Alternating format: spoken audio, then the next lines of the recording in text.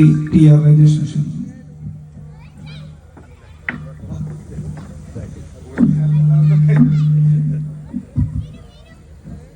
ഏറ്റവും പ്രിയങ്കരൻ എൻ്റെ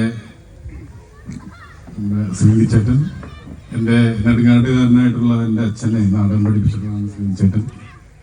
ഒപ്പം തന്നെ എപ്പോഴും നമ്മൾ ഏറ്റവും കൂടുതൽ ആദരിക്കുന്ന, ഞങ്ങളൊക്കെ അഭിമാനപൂർവ്വം എപ്പോഴും മനസ്സിൽ കൊണ്ടു നടക്കുന്ന ബെനിച്ചേട്ടൻ, ശ്രീജിബു, അതുപോലെ തന്നെ മാഡം, പൊളിച്ചേച്ചി, മറ്റ് അനിൽ, മറ്റു വേദിയിലുള്ള നമ്മുടെ ഏറ്റവും പ്രിയങ്കരനായിട്ടുള്ള സിപി സാറ്, മറ്റു വേദിയിലുള്ള പ്രമുഖ വ്യക്തികളെ, വാവയുടെ പ്രവർത്തകരെ, ഭാരവാഹികളെ, എൻ്റെ പ്രിയപ്പെട്ട നാട്ടുകാരെ, സുഹൃത്തുക്കളെ, വലിയ കലാകാരന്മാരെ, കലാകാരികളെ, ഏറെ സന്തോഷം ഇങ്ങനൊരു വലിയ വേദിയിൽ വരാൻ സാധിച്ചതിൽ. കാരണം യാദൃച്ഛികമായിട്ടാണ് വന്നത്. ഞാൻ നേരത്തെ പോയതായിരുന്നു. അപ്പോൾ ചേച്ചി എന്നെ വിളിച്ചിട്ട് പറഞ്ഞു, സമയമൊന്നും പറഞ്ഞില്ല, ഏത് ടൈമിലും വരാം, ഉച്ചക്ക് വരണം, ഭക്ഷണം കഴിക്കണം, അതിനുശേഷം ഉള്ള പ്രോഗ്രാമൊന്നും എനിക്ക് അറിയില്ലായിരുന്നു. ഏതായാലും പ്രഗത്ഭരായിട്ടുള്ള ഈ വ്യക്തിത്വങ്ങളുടെ അരികിലിരിക്കാനായിട്ടുള്ള ഒരു അവസരം ലഭിച്ചത് വലിയൊരു ഭാഗ്യമാണ്. തീർച്ചയായിട്ടും പോളിച്ചേച്ചിനെ ഞാൻ അടുത്ത് അറിയുന്നത് എൻ്റെ നാട്ടിലൊരു ഉത്സവ പരിപാടിക്ക് അനിലിനെ വിളിച്ച് പറഞ്ഞു, നമുക്ക് ഇവിടുന്ന് 2 ആർട്ടിസ്റ്റുകൾ വേണം, എപ്പോഴും വാവയായിട്ട് ബന്ധപ്പെട്ട് വരുന്ന ശ്രീചേട്ടൻ പിന്നെ എപ്പോൾ വിളിച്ചാലും വരുന്നതാണ്. അപ്പോഴാണ് പോളിച്ചേച്ചി ഇവിടെ ഉണ്ട്, അന്ന് അവാർഡൊക്കെ ഇട്ടിരിക്കുന്ന സമയം. അങ്ങനെയാണ് ചേച്ചിയെ വിളിക്കുന്നത്. എൻ്റെ വീട്ടിൽ വന്നു. പക്ഷെ അന്നത്ര രീതിയിൽ കൂടുതൽ ചേച്ചിയെ അത്ര ട്രീറ്റ് ചെയ്യാനൊന്നും പറ്റിയില്ല, കുറച്ച് തിരക്കുകളും കാര്യങ്ങളുമായിരുന്നു. പിന്നീട് കുറച്ച് ദിവസം മുമ്പ് നവാസ് മരണപ്പെട്ട ചടങ്ങിൽ ചേച്ചിനെ ഒരു ക്ലെയർ പോലെ ഇങ്ങനെ കണ്ടു. അതിനുശേഷമാണ് ചേച്ചിയുടെ വിളി വരുന്നത്. ഏറെ സന്തോഷം എന്നെ വിളിച്ചതിൽ.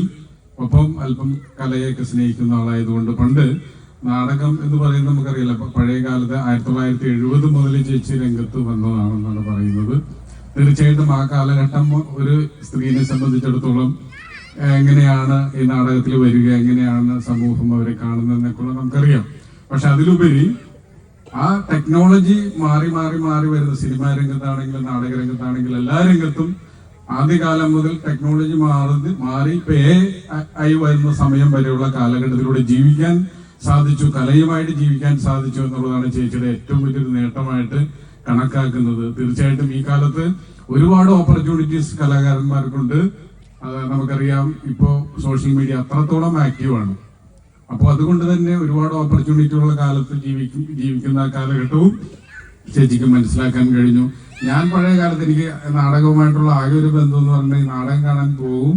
എനിക്കിഷ്ടം എന്താണെന്ന് പറഞ്ഞാൽ നാടകത്തിലെ അനൗൺസ്മെന്റ് ഉണ്ട്, അത് കേൾക്കാനാണ് ഞാൻ പോകുന്നത്. അല്ലേ, ഇങ്ങനെ പറയും, അടുത്ത ബെല്ലോട് കൂടി കൊച്ചിൻ സംഘമിത്ര അവതരിപ്പിക്കുന്ന 13ാമത് നാടകം, ഇങ്ങനെ പറയുന്നൊരു ഇത് കേൾക്കാനാണ് ഞാൻ പോയിരുന്ന ഒരു കാലഘട്ടത്തിൽ.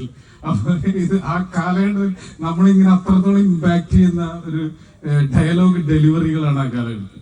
പിന്നെ ചേച്ചീനെ സംബന്ധിച്ചിടത്തോളം ചേച്ചിയുടെ എന്താണ് ഏറ്റവും എനിക്ക് ഇഷ്ടപ്പെട്ട അപ്പൻ എന്ന് പറയുന്ന ഒരു സിനിമ ഉണ്ട്. അപ്പൊ അത് കണ്ടു കഴിഞ്ഞപ്പോൾ സണ്ണിവേൻ നമ്മുടെ ഒരു സുഹൃത്താണ്. സണ്ണിവേനെ ഞാൻ വിളിച്ചോളും, ചേച്ചി നമ്പർ ഉണ്ടായിരുന്നില്ല. ഇനി ഭയങ്കരമായിട്ട് വേറെ ഒന്നുമില്ല, ചേച്ചി വെറുതെ ഡയലോഗ് പറയുന്നു പോകുന്നു. അത് ഭയങ്കര ക്ലാസിക്കായിട്ട് എനിക്ക് അനുഭവപ്പെട്ടുള്ള ഒരു വലിയ, അത് ഒരുപാട് സ്നേഹം തോന്നിയ ഒരു നിമിഷമായിരുന്നു. അതും കൂടി ഓർമ്മപ്പെടുത്തിക്കൊണ്ട് ഈശകളും ഭാവങ്ങളും നേർന്നുകൊണ്ട് ഞാൻ എൻ്റെ വാക്കുകൾ നിർത്തുന്നു. നന്ദി, നമസ്കാരം. ലോക നാടകവേദിയുടെ ശ്രീ ജോൺസൺ ജെ